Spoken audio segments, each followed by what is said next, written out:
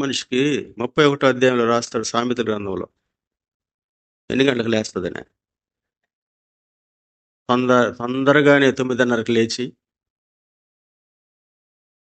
లేదు తప్పది. మీరు చెప్పేది మీ బైబిల్ అట్లున్నదేమో. ఎందుకంట చీకటితోనే ఈరోజు చెప్పండి ఎంతమంది చీకటితో లేచినారు? చీకటితో లేచిన వాళ్ళు దయచేసి మీ బంగారు చేతులు ఎత్తండి.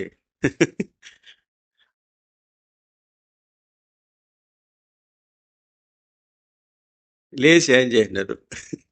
ఇది ఇప్పుడు లేస్తారు కాదని చెప్పాల, లేచి ఏం చేశారు? చేశారా? ప్రార్థన చేసినారా? ఎంతమంది చేతులు ఎత్తినవారు చెప్పండి. ప్రార్థన చేసినాను నేను. బైబిల్ చదివిన వాళ్ళు ఎంతమంది? ఉదయాన్నే. Very good. మీరా? చీకటితోనే లేచి ఏం చేస్తారంట? ఉన్నది శుద్ధంగా వండుకొని తినేసి కొండలో నీళ్ళు పోసేసి, ఉందా బైబిల్లో?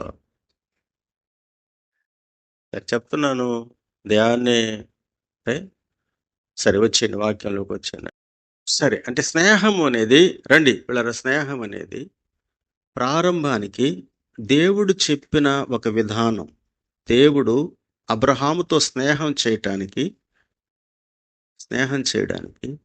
దేవుడు అబ్రహాముకి ఇచ్చిన కొన్ని విషయాలను జ్ఞాపకం చేసుకొని స్నేహం చెయ్యాలా లేదా అనేది ఆ రోజే డిసైడ్ అవుతుంది.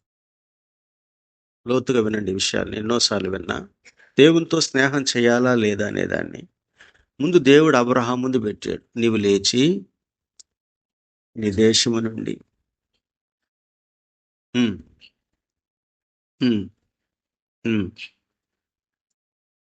వెళ్ళు, అప్పుడు నేను గొప్ప జనంగా చేస్తాను, ఆశీర్వదిస్తాను, నువ్వు ఆశీర్వాదకరంగా ఉంటావు, నేను దీవించేవారిని దీవిస్తాను, నేను శపించేవారు శపింపబడతారు అని దేవుడు అబ్రహాముతో స్నేహం చేయటానికి అబ్రహాముకి ఇచ్చినటువంటి విధి విధానాలను మనం ఆలోచిస్తే, అబ్రహాం ఆ రోజు పూర్తిగా తన జీవితం అంతట్లో ఆలోచించుకొని ఆయన 5వ వచనంలోకి వచ్చినప్పుడు ఒక మాట ఉంటుంది, చదవండి.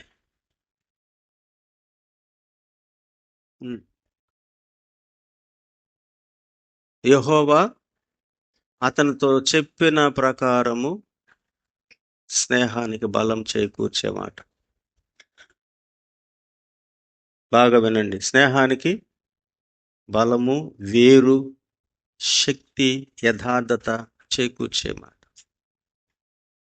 ఈ మాట అబ్రహాము దేవునితో స్నేహం చేశాడంటే ఊరికే చేయలా. ప్రపంచానికి అబ్రహాముని ఆశీర్వాదకరమైన వ్యక్తిగా దేవుడు చేశాడంటే ఊరికే చేయలా.